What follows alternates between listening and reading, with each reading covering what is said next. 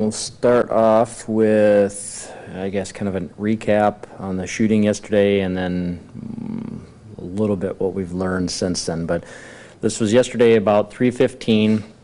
We had two men that were inside a trailer home in the 500 block of North Starlight Place. There were four men that entered that house. One of them had a gun, pointed a gun at one person in the trailer. The other one ended up pulling out his own handgun and fired it. The four men then left. One of them had been struck, and then they left in a red car. That red car went to a hospital. They dropped off the person that had been shot, and then they disappeared from there. We did have an officer that found that red car. Turns out it was a 2010 Toyota Camry, and that was parked near 18th and Dakota. Nobody was around at the time. So we've got the vehicle. They're still working on processing the vehicle.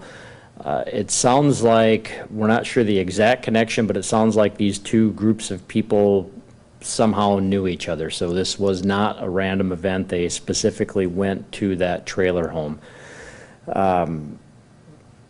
Outside of that, I don't have a whole lot of information. The victim that was, I guess the suspect that was shot, I'm sorry, the person that was shot is still in the hospital.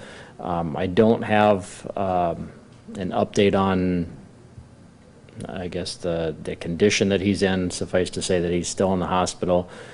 There's still a lot of work on our end to do, so I guess I'll take any questions on this if you guys have any, but we don't have a whole ton more of information at this point. No injuries to the victims? The victims that were inside the trailer were not injured at all.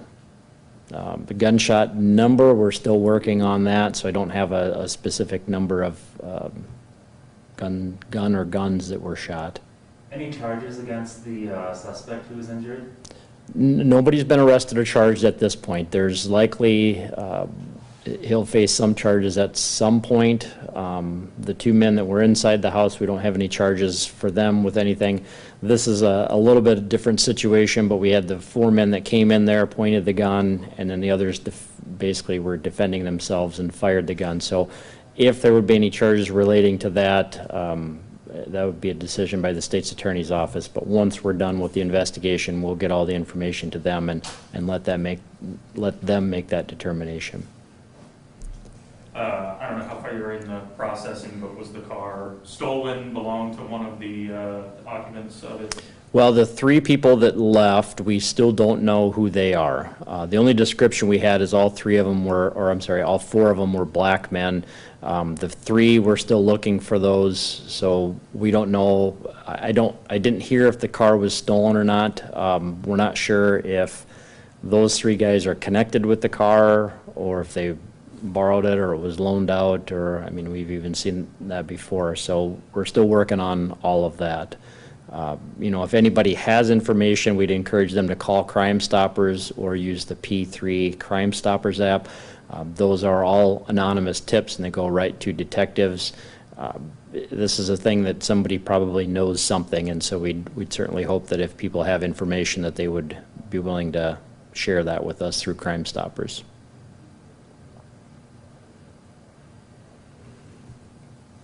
Anything else on that? Okay. Could you say where the victim suspect was shot, like what location? I'm not going to at this point in time, just for investigative purposes. There's some of those details could be used to vet some of the information that may come in, so we're going to hold off on the injuries to that person until later. All right, on the log, we've got a few aggravated assaults. One of them, that was around 4:30 this morning, but somebody heard some gunshots. There were 5 casings that were found. This was in the 900 block of North Archer Drive. The house, the officers found some bullet holes in the house. The owner said that several of them were old bullet holes and then realized that there was one new one. So no injuries, thankfully, for this. We're not sure why. I don't know if this has to do with what they said were old bullet holes in their house or if this is something new, but no suspects on that. We had a guy that was hit in the head with a metal bar. He thought he knew who the suspect was, but no arrests on that. No serious injuries. We had another aggravated assault. This was around 2:30 this morning. This was a boyfriend-girlfriend. This aggravated assault ties in with the robbery as well, but the couple were in her car, and he was trying to leave with her car. She didn't want him to take the car. He ended up pushing her and kind of kicking her as the car was moving. Wasn't a real high rate of speed. So she fell out of the car, was able to get out of the way, and then he drove away with the car. So we haven't found him, excuse me, haven't found him or the car yet, but obviously we know who he is. She did not have any serious injuries. And that was her car, you said? That was her car, right. So we've got the aggravated assault from him pushing or kicking her out of a vehicle, and then the robbery charge is taking the car. That's force was used with that, so. The other one that we had, that was near 10th and Franklin. Somebody thought they heard a gunshot, but we didn't have any reports and didn't find any shell casings. The burglary, those all ended up being reports. Had a storage unit that was entered, some houses and garages and apartments, but no arrests on any of those. The counterfeiting was a fake 100 that was passed.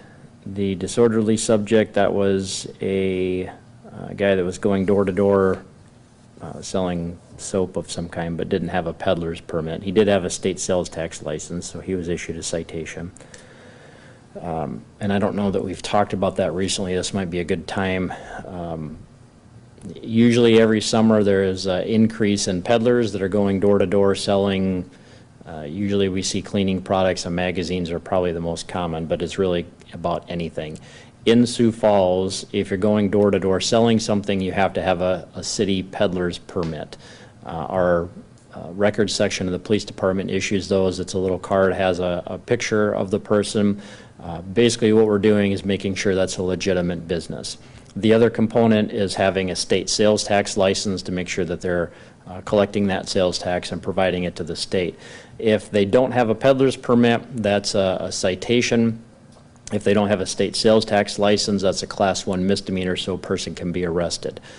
The kicker to that peddler's permit, and this is something we've seen in the past, over the past several years, but you'll have somebody that may be part of a group, and they say that the manager or the boss, the supervisor, has the peddler's permit, and they think that it covers all of them.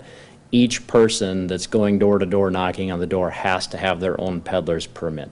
What we'd like people to do is first of all be aware of that, but if somebody knocks on your door selling something, ask to see that peddler's permit. That's the big kicker. If they have that, then by all means you can listen to their sales pitch and make a decision whether you want to purchase something. If they don't have that peddler's permit, we want them to call police right away and let us know. And this summer, this is I think this might be the first one that we've seen.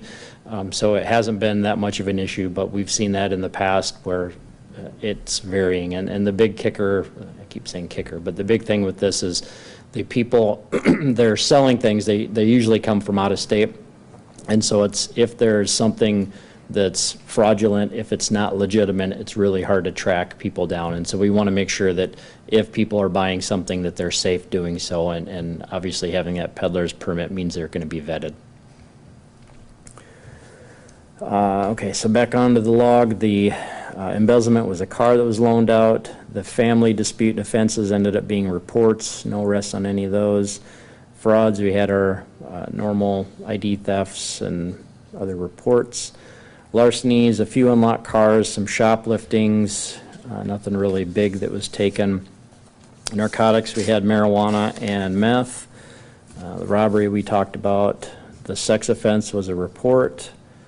Nothing big from the simple assaults. The unattended death were nothing suspicious with any of them. One of them is a possible overdose, but we're still investigating that. And the vandalisms, most of those were cars that were damaged. We did have a house door that was damaged as well, but no arrests on any of those. Anything else? So the 100, another fake 100 was passed. Was that another one that was clearly marked properly? That one,